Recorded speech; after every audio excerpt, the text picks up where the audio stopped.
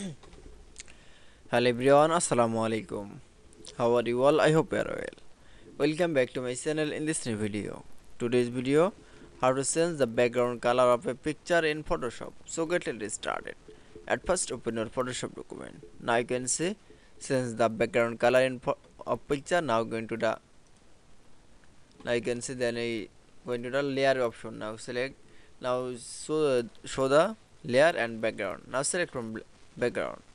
Now we select from color.